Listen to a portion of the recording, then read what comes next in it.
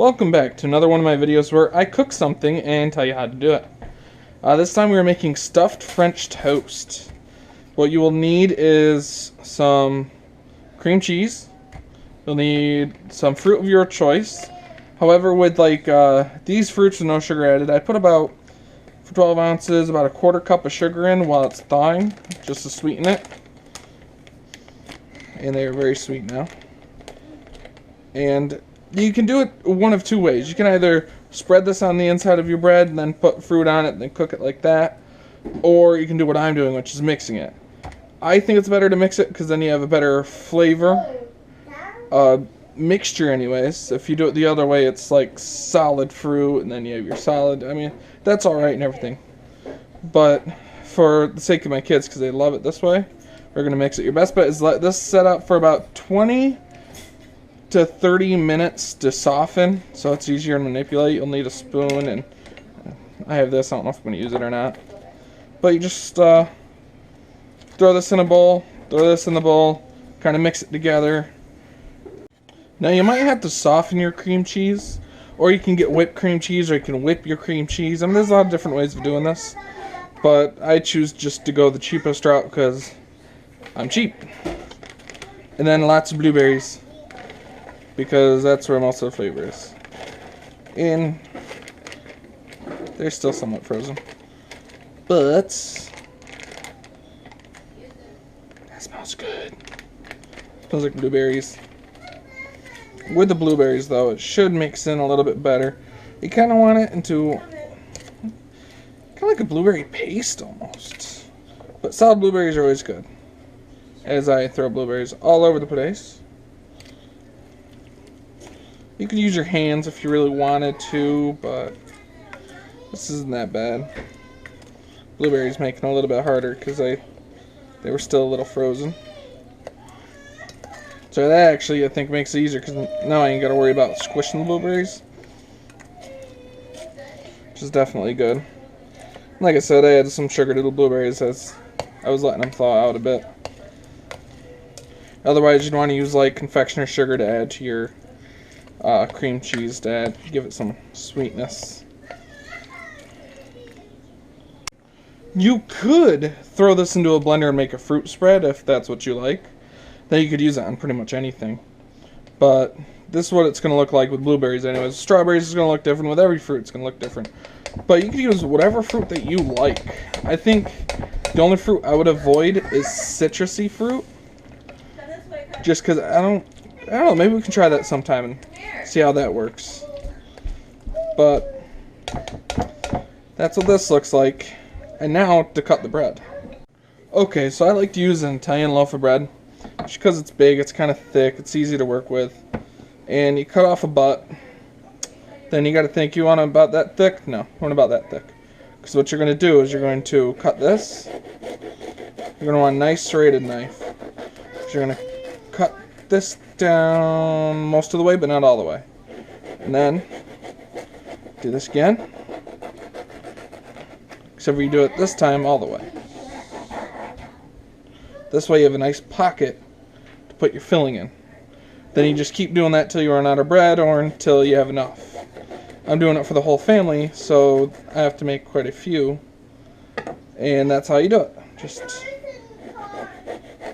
And the better your serrated knife is, the easier this is going to be to do.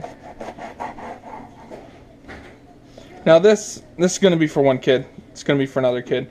Adults probably are only going to eat one because these are pretty big. I doubt that the kids are going to eat a whole one, to be honest. It's going to be very rich, very flavorful, very filling as well. Okay, so for the eggs, there's not really a trick to eggs. But you always want to crack them on a flat surface. I like to crack them on a plate. This way I don't get stuff all over my counter. But the reason why you don't want to crack it on like the edge of that is that it's going to put shells into the egg. And then you're going to get more chance of having egg. When you do it like that, it doesn't break the membrane so much. It just breaks the egg. So the membrane holds the shell together. So I have about, making 8 of them. One loaf of Italian bread makes about 8. So I'm thinking 6 eggs, because each one's probably going to take about 3/4 of an egg, if not a little bit more. But I got plenty of eggs if I need more. I think I'm going to need more. Yeah, I'm just going to do 8 eggs.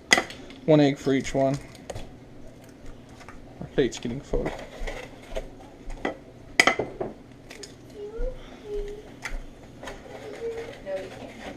And what the heck?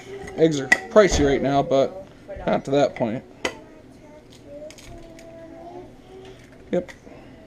I'd say about, I don't care how much of this stuff you put in. Put in whatever that you like. I like to do it by just eye. Doesn't matter. Like, that's enough nutmeg. If I had to guess, that's probably a half a teaspoon. Then cinnamon, I like cinnamon. Cinnamon's great. Nutmeg and cinnamon go together. I want to say 3/4 of a teaspoon to a teaspoon is what I'm using. Grab yourself a whisk and whisk your eggs up together. This is why I like to use a deep bowl. This way I can be a little messy with it. I can beat them! I can beat them! Yeah!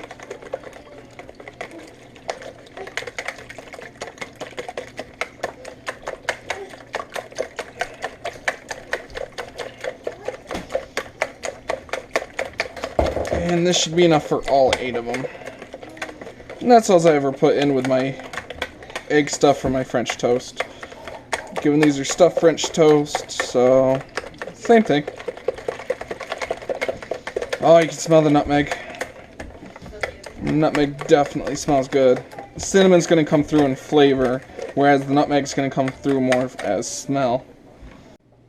So at this point, we are now going to stuff these with the mixture, which is really quite a bit here. I'm going to use this just because I think this will be easier.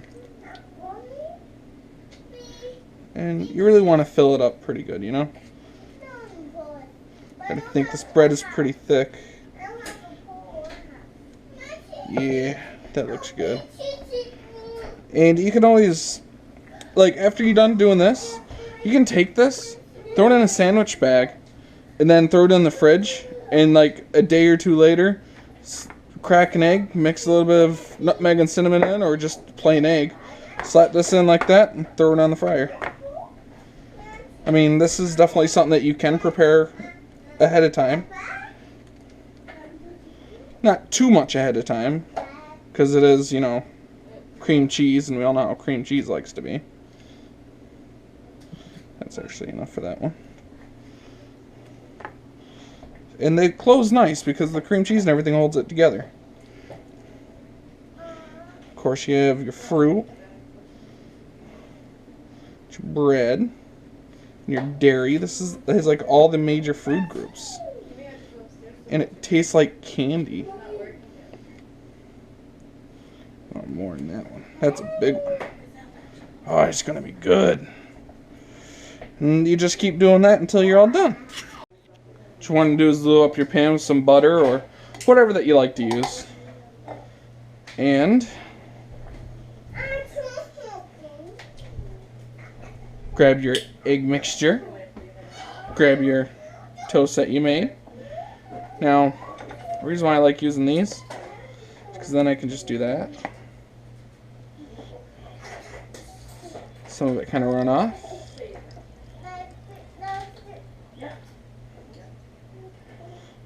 And you just put it in. All you have to do is cook it until the egg is fully cooked. The inside's going to be a little bit melty. And you put it on another plate. Because these are so large, I'm going to recommend taking them, cooking one side nice, like that, and then adding a top to it. This way the heat goes up and cooks around the edges of it without burning anything. Then after it's done, you'll know because it'll have a nice golden brown all over it. Should have golden brown on both sides. Then if you need to, you can do this. And I tried not to flip it upside down if you can help it. But having a pan with a nice edge to it where you can do that is nice. Just to make sure that the egg is cooked on the sides. And it's pretty good. That's it. And that is a stuffed French toast. Pretty simple, pretty easy, pretty tasty. Now,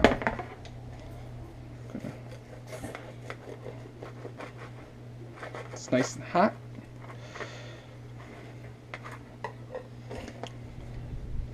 And it's a little pocket of all your favorite insides.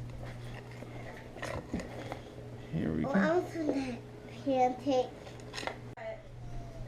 Okay, so this is 6 stuffed French toast, my style. Thank you very much for liking, subscribing, and please watch this video. I'll see you next time. Later.